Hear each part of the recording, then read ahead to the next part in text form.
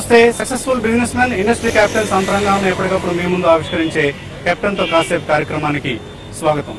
ప్రస్తుతం మనం ఆంధ్రప్రదేశ్ రాష్ట్ర రాజధాని విజయవాడ నగరంలో ఉన్నాం. కార్పొరేట్ వైద్యం లేదా నాణ్యమైన వైద్యం అనగానే ముందుగా అందరికీ తెలుగు రాష్ట్రాల్లో స్ఫురించేది హైదరాబాద్ పేరు. ఎందుకంటే దాదాపుగా అన్ని బ్రాండెడ్ హాస్పిటల్స్ రాష్ట్ర రాజధానిగా గతంలో ఉన్న హైదరాబాద్ లేదా జంట నగరాల్లోనే కేంద్రీకృతం అయ్యాయి. అయితే హైదరాబాద్ హాస్పిటల్స్ ను తలదన్నేలా అక్కడి సేవలకు ధీటుగా ఇంకా మరికొంత మెరుగైన సేవలు కూడా అందిస్తోంది విజయవాడ నగరంలో డాక్టర్ పోతినేని రమేష్ బాబు ప్రారంభించిన రమేష్ హాస్పిటల్స్. హైదరాబాద్ హాస్పిటల్స్ లో మనకు ప్రస్ఫుటంగా కొట్టొచ్చినట్లుగా కనపడేది పేషెంట్స్ తో పాటు వచ్చే అటెండెంట్స్ కు ఇన్ఫర్మేషన్ ఇవ్వడంలో కావచ్చు, ఇతరత్ర సేవలు అందించడంలో కావచ్చు, కార్పొరేట్ హాస్పిటల్స్ కనపరిచే నిర్లక్ష్యం. ఇటువంటి నిర్లక్ష్యం రమేష్ హాస్పిటల్స్ లో మచ్చుకైనా కానరాదు. పేషెంట్స్ పట్ల అలాగే వారితో పాటు వచ్చే అటెండెంట్స్ పట్ల చాలా శ్రద్ధ కనపరుస్తారు రమేష్ హాస్పిటల్స్ లో పనిచేసే సిబ్బంది. సో అందుకనే ఈ వారం తన అమృత హస్తవాసితో పాటు లేటెస్ట్ టెక్నాలజీని వినియోగిస్తూ బెస్ట్ సిస్టమ్స్ డ్రివెన్ హాస్పిటల్ గా తీర్చిదిద్దేందుకు రమేష్ హాస్పిటల్స్ ను శ్రమిస్తున్న డాక్టర్ రమేష్ బాబు ఆంతరంగిక పరిచయాన్ని ఈ వారం కెప్టెన్తో కాసేపు కార్యక్రమం చూద్దాం. ఆయన వ్యక్తిగత వివరాలతో పాటు కొన్ని కార్డియాలజీ టిప్స్ ను కూడా ఈ వారం కెప్టెన్తో కాసేపు చూద్దాం.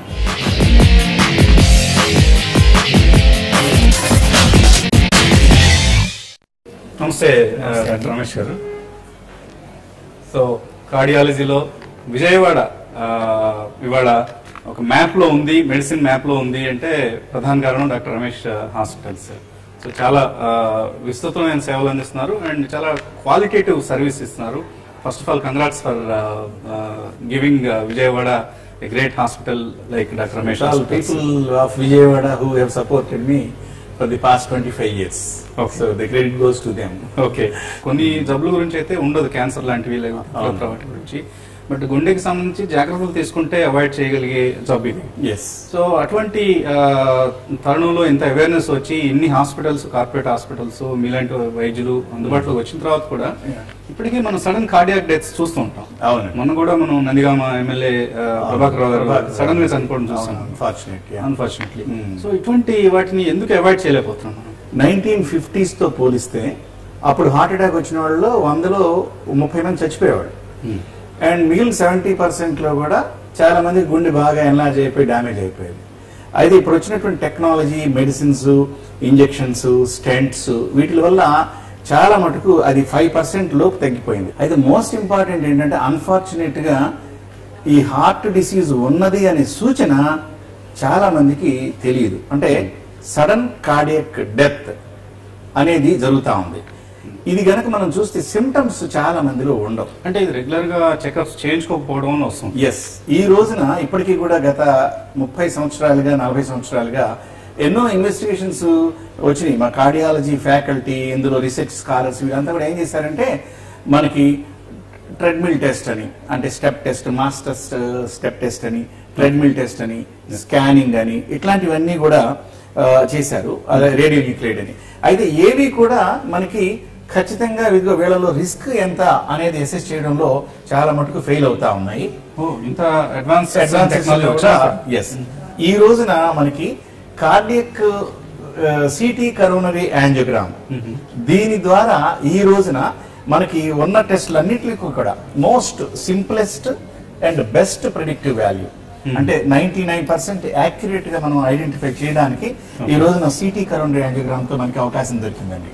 ఉదాహరణకి మనకి గనక ఒక వ్యక్తికి వచ్చే 7 సంవత్సరాలలో హార్ట్ అటాక్ వచ్చే ప్రమాదం ఎంత ఉన్నది అని కరెక్ట్ గా రిస్క్ అసెస్ చేయగలిగే టెస్ట్ ప్రస్తుతం ఉన్న వాటిలో ఇది best test and simplest test గా పరిగణిస్తున్నారు. అంటే నార్మల్ గా యాంజియోగ్రామ్ చేస్తారు, నార్మల్ గా ఇన్వేజివ్ యాంజియోగ్రామ్ చేస్తారు. నార్మల్ ఇన్వేజివ్ యాంజియోగ్రామ్ అనేది మనం ఈ చేతిలో నుంచి కానీ కాల్లో నుంచి కానీ మనం ఆర్టరీని పంక్చర్ చేస్తాం. కానీ ఈ ఇన్వేజివ్ ప్రొసీజర్ కాకుండా ఇది నాన్ ఇన్వేజివ్, అంటే సిటీ స్కాన్ అంటే మనం జస్ట్ లైక్ ఎక్స్రే, అంటే ఫ్యూ సెకండ్స్ లోనే మనం చేయొచ్చు అన్నమాట. సో ఇది చేసినప్పుడు ఏమవుతుందంటే మనకి ఉదాహరణకి ఒక వ్యక్తికి ఈ సిటీ యాంజియోగ్రామ్ లో కాల్షియం స్కోర్ 0 వచ్చి రక్తనాళాలు కనుక నార్మల్ గా అంటే ఏమి బ్లాక్స్ లేవని కనుక వస్తే నెక్స్ట్ 7 years వరకు almost it is a warranty. అంటే హార్ట్ అటాక్ వచ్చే అవకాశం less than 2%, అంటే 98 మందికి ఒక 7 సంవత్సరాల పాటు మేజర్ హార్ట్ అటాక్ ఏమి రాదు అనేది మనకి ఈ రోజు ఎవిడెన్స్ ఉంది. 7 years వారంటీ టెస్ట్ అంటున్నారు ఇప్పుడు దీన్ని. City coronary angiogram is called now 7-year warranty test for heart attack. మీరు ఈ సిటీ స్కాన్ మెషిన్ ని చాలా ఇన్వెస్ట్ చేసి తెప్పించారని అన్నారు. ఇన్ఫాక్ట్ నేను విన్న దాని ప్రకారం మా స్టేట్ లో ఎటువంటి మెషిన్ లేదు అన్నారు. అవునండి, మేము ఇది second machine in the country. మేము 3 years బ్యాక్ ఇది తీసుకున్నాము. ఎందుకంటే it is very expensive, but I have passion for technology. అందువల్ల it is not viable. Correct గా చెప్పాలంటే ఇది $2 million అండి, అబౌట్ 10 crores ఈ మెషిన్. ఇది నాన్ ఇన్వేసివ్ టెస్ట్, పీపుల్ కి సింపుల్ గా అయిపోతుంది. యాంజియోగ్రామ్ చేస్తే ఎంత చార్జ్ చేస్తారు, మీరు ఈ స్కాన్ కి వెళ్తే ఎంత చార్జ్? రెండింటికి దాదాపు ఒకటే చార్జ్ అండి, 10 to 12,000 rupees అవుతుంది. సిటీ కరోనరీ యాంజియోగ్రామ్ లో, ఇన్వేసివ్ యాంజియోగ్రామ్ లో కనపడినటువంటి కొన్ని బ్లాక్స్ కూడా కనపడతాయి. మనం సిటీ యాంజియోగ్రామ్ చేస్తే 80% మందికి అసలు ఈ యాంజియోగ్రామ్ చేయాల్సిన అవసరం లేదు. ఇంకొక అపోహ ఏంటంటే చాలా మంది రేడియేషన్ ఎక్కువ ఉంటుందని, అది కూడా చాలా తప్పు. రమేష్ గారు, నార్మల్ గా యాంజియోగ్రామ్ కోసం ఎక్కువ మంది వెళ్తూ ఉంటారు, అంటే గుండె జబ్బు ఉందా లేదా అన్న అంశాన్ని నిర్ధారించుకోవడం కోసం. సో యాంజియోగ్రామ్ చేస్తారు, అండ్ తర్వాత ఆఫ్ కోర్స్ మీరు సజెస్ట్ చేసిన దాని ప్రకారం ఐదర్ బైపాస్ సర్జరీకో లేకపోతే స్టెంట్ వేయటం, ఏదో ఒక రకరకాల చికిత్సా విధానాలు మీరు సూచిస్తారు. సో ఈ angioplasty or stent or bypass దీన్ని ఎలాగా డిసైడ్ చేస్తారు? ఒకసారి మనం యాంజియోగ్రామ్ చేసిన తర్వాత ఇందులో 3 రకాలుగా నిర్ణయాలు తీసుకుంటాం. ఒకటి ఏంటంటే ఖచ్చితంగా ఈ పేషెంట్ కి ఏమీ అవసరం లేదు, మందులు వాడితే సరిపోతుంది. కొంతమందికి ఖచ్చితంగా బైపాస్ సర్జరీనే, మెయిన్ ఆర్టరీస్ లో బ్లాక్స్, 4-5 చోట్ల బ్లాక్స్, స్టెంట్స్ వేయడానికి అనువుగా లేనటువంటి బ్లాక్స్, వాళ్ళు బైపాస్ సర్జరీ చేయాలి. కొన్నిటికి ఖచ్చితంగా స్టంటే చేయాలి. అంటే ఫర్ ఎగ్జాంపుల్ రైట్ సైడ్ కానీ 1 కానీ 2 కానీ షార్ట్ బ్లాక్స్, అది సూటబుల్ గా ఉంది, మనం స్టంట్స్ చేసినా కూడా మంచి లాంగ్ టర్మ్ బెనిఫిట్ ఉంటుంది అనుకో ఖచ్చితంగా స్టంట్ చేయాలి. ఈ 3 రకాలు కాకుండా ఇంకొక గ్రే జోన్ ఉంటుంది. వాళ్ళకి కొన్నాళ్ళు మందులు వాడి బైపాస్ చేయడం, లేదా కొన్నాళ్ళు మందులు వాడి స్టెంట్స్ చేయడం, లేదా స్టెంటా బైపాస్ అనేది తర్వాత నిర్ణయం చేయడం, మరి కొన్ని టెస్ట్ బట్టి అట్లాగా 4 groups గా డివైడ్ చేస్తా ఉంటారు. అంటే నార్మల్ గా సెకండ్ ఒపీనియన్ తీసుకోండి, థర్డ్ ఒపీనియన్ తీసుకోండి అని చెప్తూ ఉంటారు. అవును అవును. సో నిజంగా అంత అవసరం ఉంటుందా? ఒకళ్ళకి ఇంకొక డాక్టర్ మధ్య ఒపీనియన్ లో తేడా ఉన్నప్పుడు, భేదం ఉన్నప్పుడు ఎవరిని ప్రిఫర్ చేయాలి, ఏ మార్గాన్ని ప్రిఫర్ చేయాలి? ఇప్పుడు మేము 1996 లో ఫస్ట్ టైం ఇక్కడ డిజిటల్ క్యాత్ ల్యాబ్ స్టార్ట్ చేసాం మన స్టేట్ లో. చేసినప్పుడు యాంజియోగ్రామ్ సిడి మార్నింగ్ చేస్తే మేము మధ్యాహ్నం పేషెంట్ కి అటెండెన్స్ ఇచ్చేసేవాళ్ళం. ఇచ్చి మేమే వాళ్ళని ఎంకరేజ్ చేసేవాళ్ళం, గో ఫర్ సెకండ్ ఒపీనియన్ అని చెప్పి. సో టు క్రియేట్ కాన్ఫిడెన్స్, వాళ్ళు సెకండ్ థర్డ్ ఒపీనియన్స్ చేసుకుని అల్టిమేట్ గా వాళ్ళకి మనకి ట్రస్ట్ డెవలప్ అవ్వాలి అని అంటే మనం ఓపెన్ గా ట్రాన్స్పరెంట్ గా ఉండాలి. సో అయితే ఏంటంటే ఈ గ్రే జోన్ లో ఉండేటటువంటి ఏదైతే మనకు 10 to 20% లో డిఫరెన్స్ ఆఫ్ ఒపీనియన్ ఉంటుంది. ఒక్కొక్కళ్ళు ఏంటంటే ఈ సిడి చూసిన తర్వాత ఇదిగో ఈ పేషెంట్ కి సర్జరీ చేయాలని, కొంతమంది అక్కర్లేదు కొన్నాళ్ళు వెయిట్ చేయొచ్చు. అయితే ఏంటంటే ఒక్క సిడి చూసి ఎప్పుడు కూడా మనం రిపోర్ట్ ఇవ్వకూడదు. పేషెంట్ ఓవరాల్ గా ఆ పేషెంట్ యొక్క వయస్సు, ఆ పేషెంట్ ఎంత పని చేస్తున్నారు, అంటే మనకి హార్డ్ వర్క్ చేయాలా, లేకపోతే ట్రావెలింగ్ చేయాలా, మెడికల్ ఫెసిలిటీ లేని చోట ఉంటారా, లేకపోతే ఈ బ్లాక్స్ ఎంత లెంగ్త్ ఉన్నాయి, అసోసియేటెడ్ గా షుగర్ ఉన్నదా, ఆర్థిక పరిస్థితి ఏమిటి. సో ఇవన్నీ చూసుకుని వాళ్ళు చేసే పని, దాన్ని బట్టి ఏజ్ని బట్టి, కోమార్బిడ్ కండిషన్స్, చాలా విషయాలు పరిగణలోకి తీసుకుని ఆ 20% పేషెంట్స్ లో మేము ఒపీనియన్ ఇస్తాం. అయితే ఈ రోజు మేము ఓకే మందులే వాడండి అని చెప్పినా 2-3 months లో ఒపీనియన్ మార్చొచ్చు. ఎందుకంటే ఆ బ్లాక్ అనేది 70% ఉన్నది సడన్ గా కొంతమంది 90% అయిపోతుంది లోపల గడ్డగట్టి. అప్పుడు మనం వెంటనే మనం చేంజ్ చేస్తాం. ఆ 20% లోనే ఈ భేదాభిప్రాయాలు ఉంటాయి. అంటే డిఫరెన్స్ ఆఫ్ ఒపీనియన్ కానీ, ఒక కార్డియాలజిస్ట్ చెప్పింది ఇంకో కార్డియాలజిస్ట్ కాదు అని చెప్పడం కానీ, కానీ ఏది కూడా మనం ఖచ్చితంగా అది తప్పు ఇది కరెక్ట్ అని చెప్పడానికి అవకాశం లేదండి.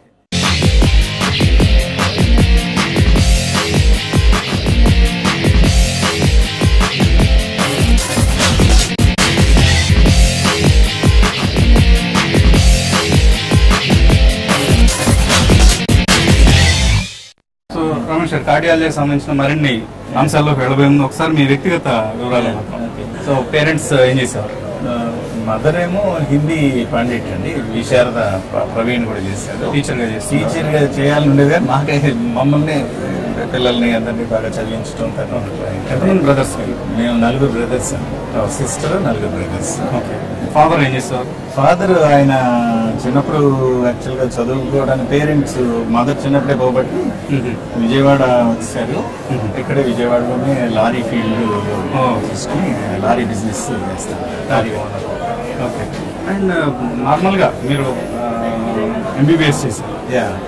ఎక్కడ చేశారు? ఎంబీబీఎస్ గుంటూరు మెడికల్ స్కూల్ అండి. ఓకే. మెడికల్ కాలేజ్ అక్కడ. ఇక తర్వాత ఎండి అండ్ అంటే ఎందుకు మెడిసిన్ పట్ల ఫస్ట్ చిన్నప్పటి నుంచి ఆసక్తి ఉండేదా? దాదాపు 9-10 years ఏజ్ నుంచి డాక్టర్ అవ్వాలి అని ఒక కోరిక ఉండేది. దానికి అనుగుణంగానే బైపీసీ చేస్తున్నారు. అంటే డాక్టర్స్కి అప్పుడు వెళ్ళినప్పుడు వాళ్ళకి రెస్పెక్ట్ ఎక్కువ ఇవ్వడం అది ఉండేది. చాలా ఒక గొప్ప, ఈవెన్ ఇప్పటికైనా ఉండేది. డాక్టర్ అంటే ప్రాణదాత అన్న ఒక వెళ్ళినప్పుడు కూడా డాక్టర్ గారు వస్తే మేము అందరూ నిలబడతాం పేషెంట్స్కి వెళ్ళినప్పుడు. So admire that profession. Yes. Okay. Okay. So even నాకు కూడా అనిపిస్తుంటుంది డాక్టర్లకు ఇచ్చే రెస్పెక్ట్ మనకి రాదేంటి, ఎప్పటికీ రాదేమో అని చెప్పేసి. So you deserve it also of course. And MBBS లో సీట్ ఈజీగా వచ్చిందా? 1974లో. సో 2 times ఎంట్రన్స్ బాధితుల్లో మేము అనమాట. ఓకే. 2 సార్లు వచ్చింది సీటు. Guntur medical college. ఆ రోజుల్లో గుంటూరు మెడికల్ కాలేజ్ ఈవెన్ ఇప్పటికి కూడా one of the very popular college, famous college for medicine. అవును. ఎంబీబీఎస్ తర్వాత ఎక్కడికి వెళ్ళారు? ఎంబీబీఎస్ తర్వాత నేను నేషనల్ ఎగ్జామినేషన్స్ రాశానండి. పీజీఐ చండీగఢ్ తర్వాత ఆల్ ఇండియా ఇన్స్టిట్యూట్ రాశాను. ఆ రెండిట్లో కూడా ఎండీలో సీట్ వచ్చింది. అయితే ఆల్ ఇండియా ఇన్స్టిట్యూట్ అంటే కొంచెం central place plus more training ఉంటుందని చండీగఢ్ కాకుండా ఆల్ ఇండియా ఇన్స్టిట్యూట్ ప్రిఫర్ చేసి ట్రైనింగ్ అది చాలా బాగుంటుంది. ఢిల్లీలో very hard training, but still it is అదే మనకు ఆ పేషెన్స్ డెవలప్ అవడానికి నాలెడ్జ్, కాన్ఫిడెన్స్. అంటే during your education, entire education period bright గా ఉండేవారా మీరు? One of the brightest students. I stood first in the state. ఇక్కడ కూడా సైమల్టేనియస్ గా నాకు పీజీ ఎంట్రన్స్ లో, ఎండి ఎంట్రన్స్ లో అక్కడ ఆల్ ఇన్స్టిట్యూట్ వచ్చింది, పీజీ చండీగఢ్ లో వచ్చింది. ఇక్కడ కూడా I was first in the state PG entrance examination. ఇది వదిలేసాను ఇక్కడ సీట్ తీసుకోకుండా. సో అక్కడ తర్వాత నేషనల్ లెవెల్ కూడా మళ్ళీ DM entrance examination first I stood first in the state national. అంటే నార్మల్గా ఇలా బ్రైట్ గా ఉండేవాళ్ళు, మంచి నైపుణ్యం ఉంది అని అందరూ భావించేవాళ్ళు విజయవాడ రాదు. నార్మల్ గా ఫారిన్ వెళ్ళాలను, లేకపోతే కనీసం మినిమం హైదరాబాద్ లో అయినా సెటిల్ కావాలి, హైదరాబాద్ లో ఒక మంచి బ్రహ్మాండమైన హాస్పిటల్ పెట్టాలని అనుకుంటారు. కానీ మీరు విజయవాడ ఎందుకు వచ్చారు? నేటివ్ ప్లేస్ పట్ల మమకారంతోనా, లేకపోతే?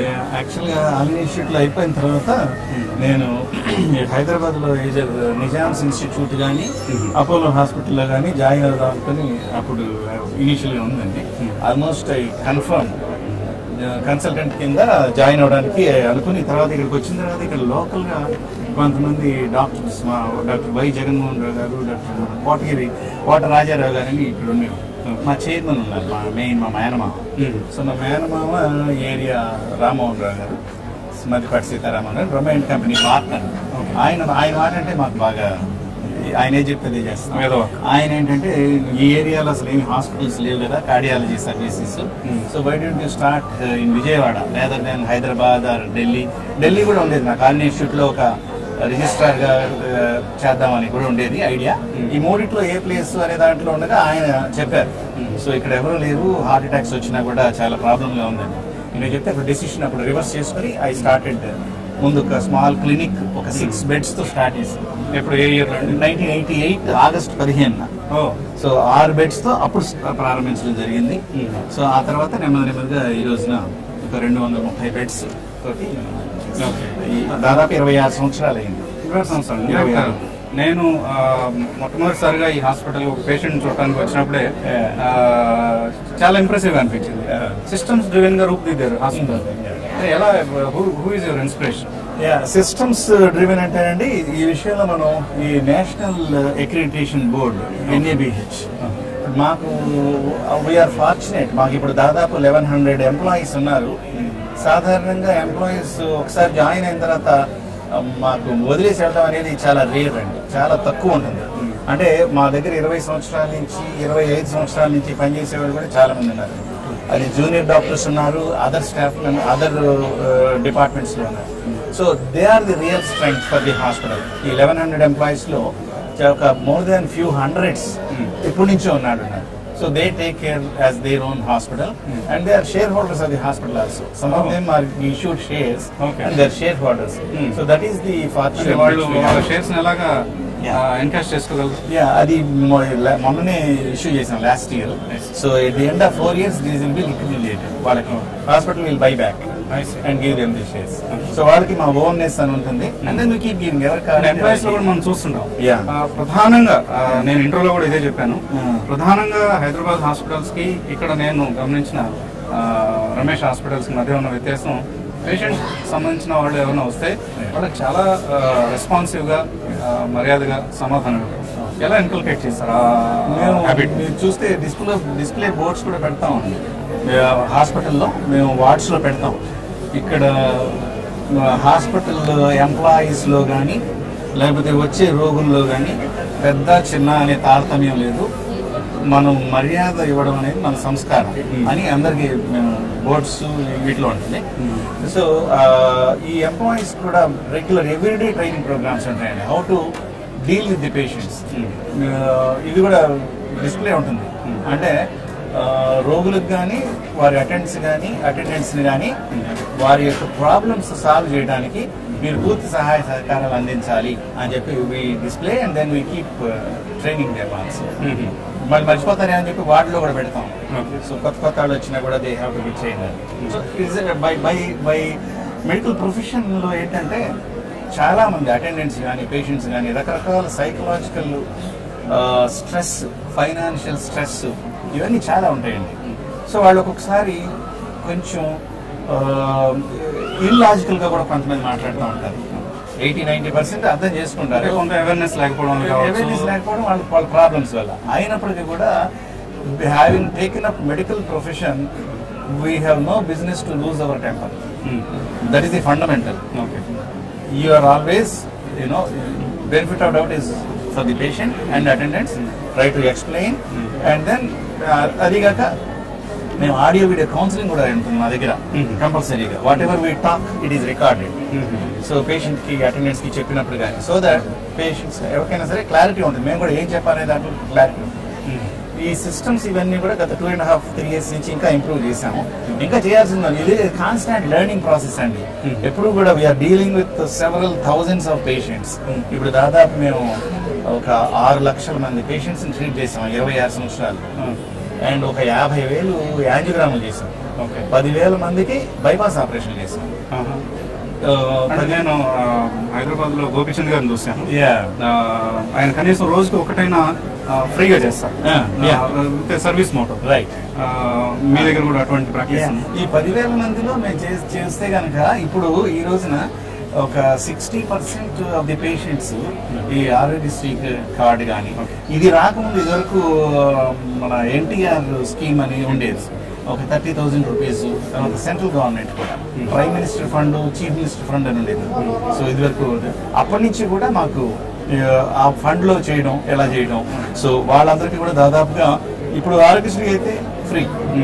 అండ్ క్వాలిటీ మెయింటైన్ చేసేటటువంటి NABH accredited హాస్పిటల్స్ నిజంగా క్వాలిటీ మెయింటైన్ చేసి పేషెంట్ చేస్తే సుమారుగా we are losing around 20,000 rupees per surgery ఈ ఆరోగ్యశ్రీ పేషెంట్.